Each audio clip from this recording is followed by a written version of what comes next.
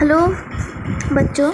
तो आज हम लोग क्लास 8 के हिंदी की पुस्तक को पढ़ने जा रहे हैं। तो हिंदी पुस्तक की आज हम लोग पाठ 1 का प्रश्न उत्तर करने वाले हैं। तो शुरुआत करने से पहले मैं आप सभी का हमारे YouTube चैनल में स्वागत करती हूँ। अगर इससे पहले मैंने 7 क्लास की सभी पुस्तकों को कंप्लीट करवा दिया है, अब मैं 8 क्लास की किताबों को शुरू कर रही हूँ। तो सभी मेरे साथ जुड़े रहें और मेरे चैनल को सब्सक्राइब करें।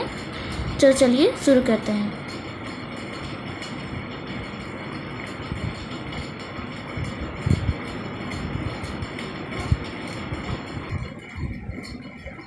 तो हम लोग पुष्प की अभिलाषा पाठ 1 जो है इसको करने वाले हैं। तो इसको माखनलाल चतुर्वेदी द्वारा लिखा गया है। तो ये चैप्टर 1 है हमारा पाठ 1। तो चलिए शुरू करते हैं। तो ये बहुत ही सुंदर कविता है, इसको ज़रूर याद करें। ये आपके एग्ज़ाम्स में भी आ सकते हैं। तो पुष्प की अभिलाषा को याद करें। और ये चीज़ बहुत इम्पोर्टेंट है कि इसे किसने लिखा है, तो माखनलाल चतुर्वेदी ने। तो चलिए शुरू करते हैं अभ्यास के प्रश्न उत्तर। अभ्यास के प्रश्न उत्तर चलिए शुरू करते हैं। तो पहला प्रश्न देखिए क्या है कि पुष्प की अभिलाषा कविता में पुष्प के द्वारा क्या अभिलाषा व्यक्त की गई है। पुष्प की अभिलाषा ये जो चैप्टर है उसमें पुष्प द्वारा क्या अभिलाषा व्यक्त की गई है। तो उत्तर देख सकते हैं कि इस कविता में पुष्प की अभिलाषा यह है कि उसे मातृभूमि के लिए बलिदान देने वाले सैनिक के ही पथ पर डाला जाए, उसे अपने अन्य उपयोग की कोई इच्छा नहीं है। तो इसका आंसर मैं आपको समझा देती हूँ कि पुष्प ये चाहता है कि जो सैनिक वीर होते हैं, जवान होते हैं, वो जो जाते हैं लड़ने, तो उनके जो रास्ते में ही उसे डाला जाए, उसे अपने किसी और दूसरे उपयोग की कोई भी इच्छा नहीं है। तो चलिए अब प्रश्न नंबर 2 पे हम लोग चलते हैं। तो देखिए प्रश्न नंबर 2 में हमारा पूछा गया है कि मातृभूमि से आप क्या समझते हैं। तो मातृभूमि का क्या अर्थ होता है, सिंपल लैंग्वेज में अगर कहें तो उत्तर मातृभूमि का यह अर्थ है कि हमारी जन्मभूमि जो हमारी माता के समान जीवन भर हमारा पालन पोषण करती है। तो जिस जगह में हमारा जन्म हुआ है, जो हमारे माता के समान जीवन भर हमारा पालन पोषण करती है, उसी का मतलब होता है मातृभूमि। तो चलिए प्रश्न नंबर 3 पर चलते हैं। तो ये हमारा प्रश्न नंबर 3 है। प्रश्न नंबर 3 में पूछा गया है कि कविता में पुष्प किन किन चीज़ों की चाह नहीं करता। तो किन किन चीज़ों की चाह वो नहीं करता। देखिए ये बहुत इंपॉर्टेंट चीज़ है कि किन किन चीज़ों की चाह नहीं करता। ये आप मत सोचिए कि किन चीज़ की चाह करता है, ये किस चीज़ की चाह नहीं करता, तो वो हमें बताना है, ठीक है।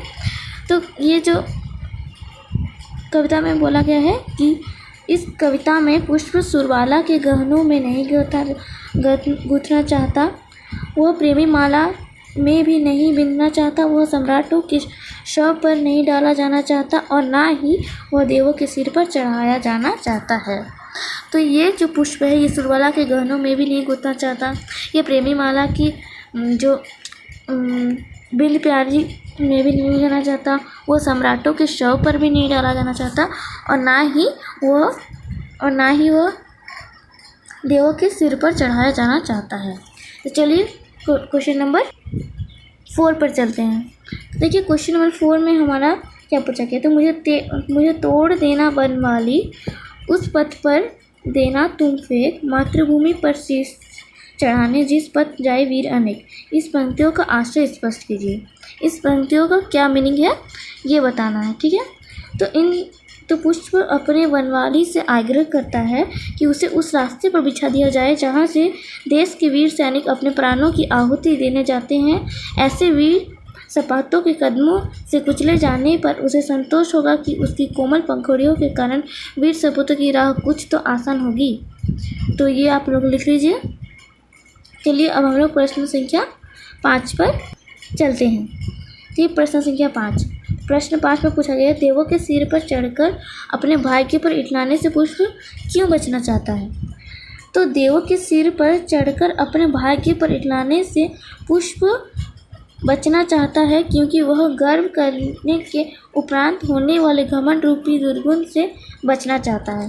तो ये पुष्प ही जानता है कि उसे घमंड नहीं करना चाहिए।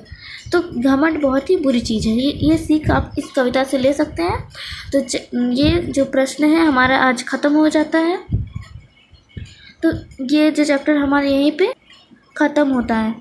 तो ये जो चैप्टर आप इसे पर जरूर पढ़ें। पुष्प की अभिलाषा बहुत ही अच्छी चैप्टर है। समझिए, पढ़िए, याद कीजिए, एग्ज़ाम्स में आ सकते हैं। आज के लिए इतना ही।